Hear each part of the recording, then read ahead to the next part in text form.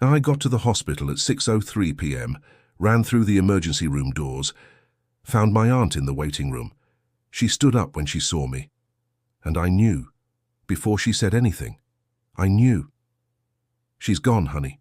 She's gone. Brain aneurysm. Massive. Instantaneous. Nothing anyone could have done. Time of death, 4:52 p.m. 5 minutes after my meeting ended. The next 3 weeks were a blur. Funeral arrangements, paperwork, people coming to the house with casseroles and condolences, everyone saying the same thing. She was so proud of you. She talked about you all the time. She loved you so much. I nodded, said thank you, felt numb. 3 weeks after she died, I was sitting in my apartment, trying to go back to normal, trying to work, trying to do anything that didn't involve thinking about the fact that my mum was gone. My phone rang.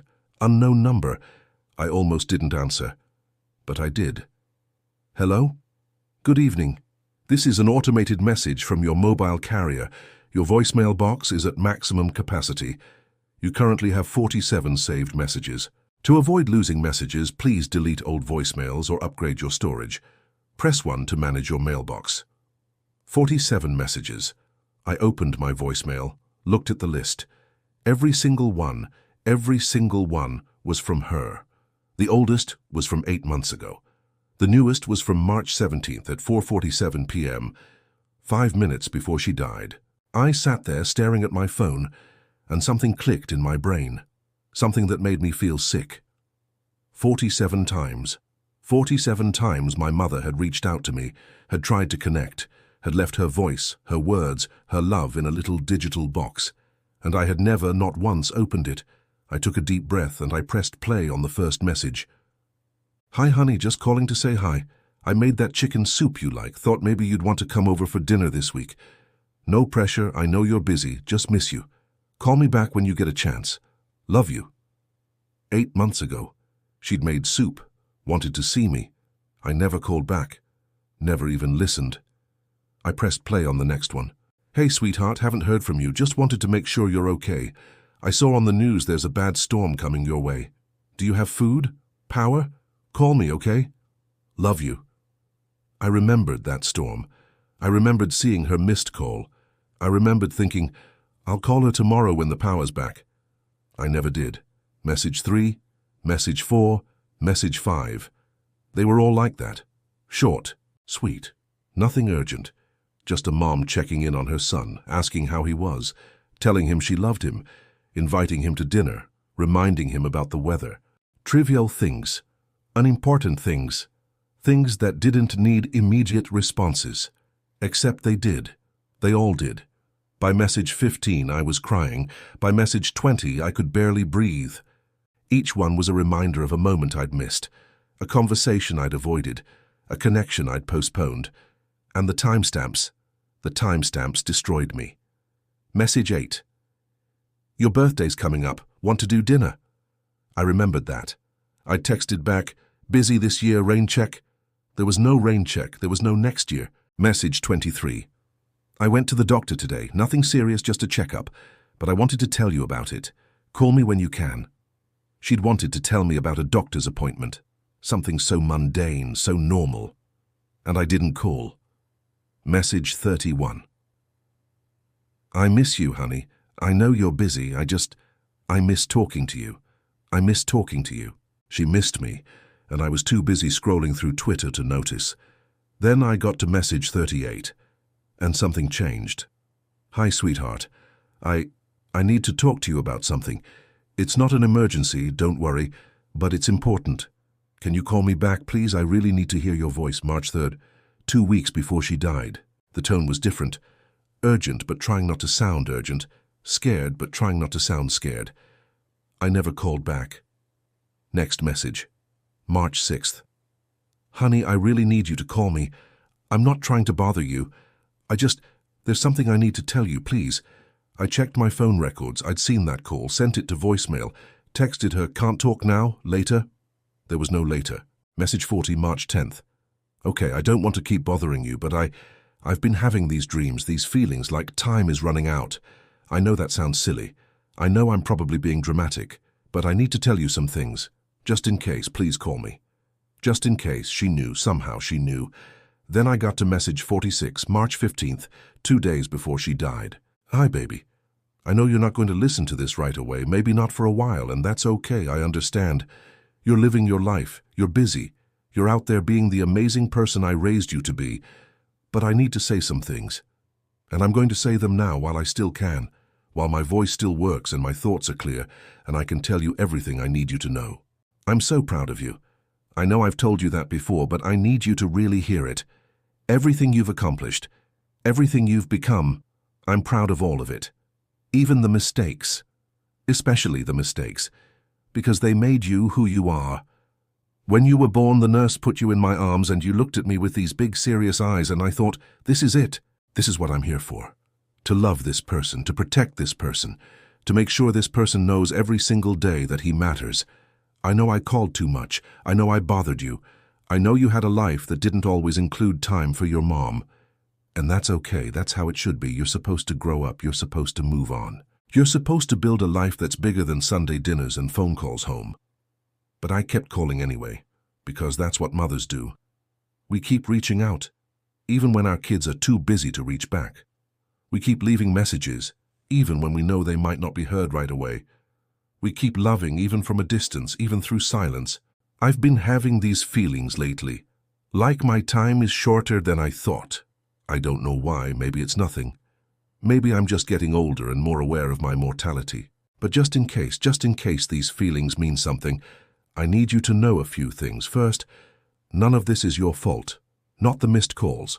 Not the voicemails you didn't listen to. Not the dinners you couldn't make. You didn't do anything wrong. You were just living your life and I was so happy watching you live it. Second, I forgive you. For every time you said, I'll call you back and didn't. For every text that replaced a conversation. For every holiday you couldn't make it home. I forgave you before you even thought you needed forgiveness. Third, you need to forgive yourself. Because I know you, baby.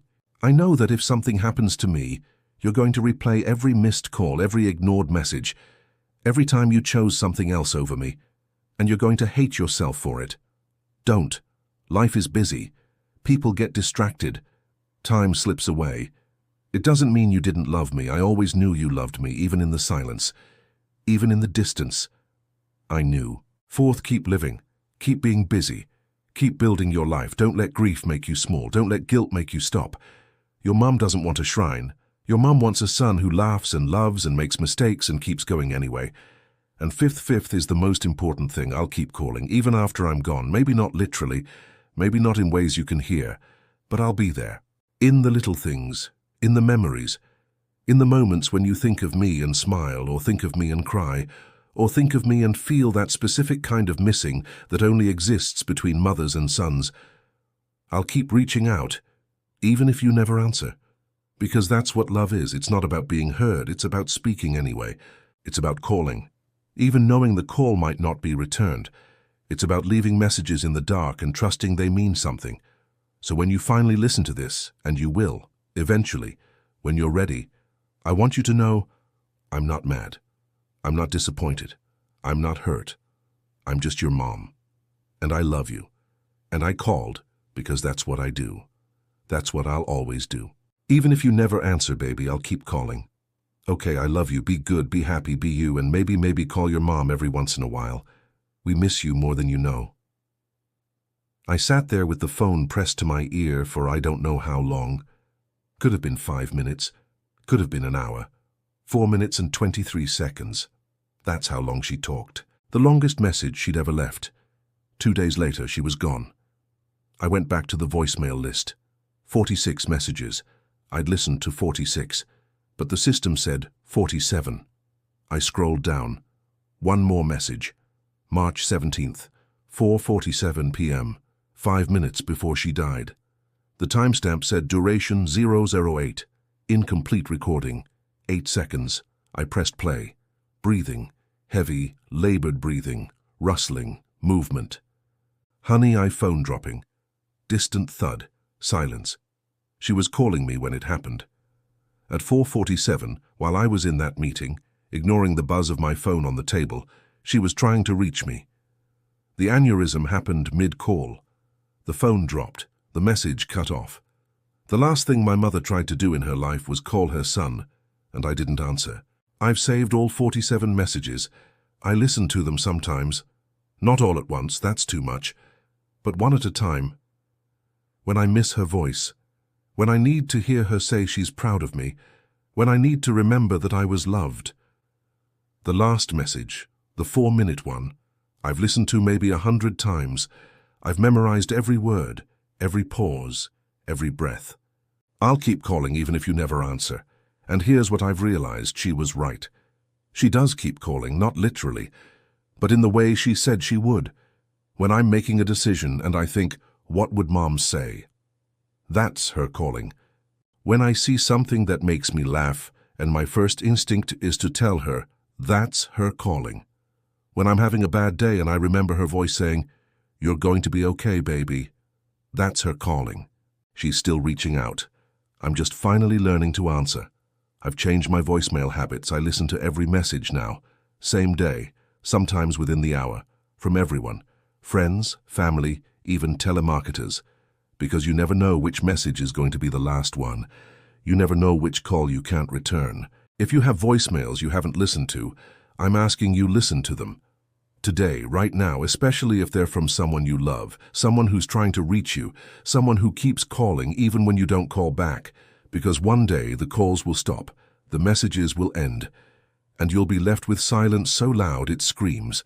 I have 47 pieces of my mother's voice. 47 moments when she thought about me, missed me, loved me enough to speak into the void, hoping I'd eventually hear. I have 47 gifts I almost threw away.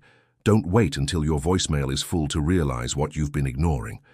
Don't wait until the calls stop to wish they'd keep coming. I call my dad now, every Sunday.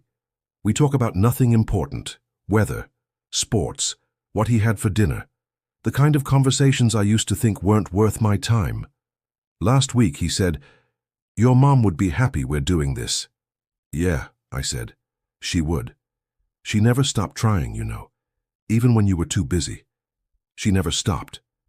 I know, Dad. I know. Next time I'll tell you about something else she left behind, another way she kept reaching out even after she was gone. But for now, I have a voicemail to save. Message 46, the 4-minute one. The one where she tells me she'll keep calling. I listen to it every Sunday, right before I call my dad, because she was right. She does keep calling.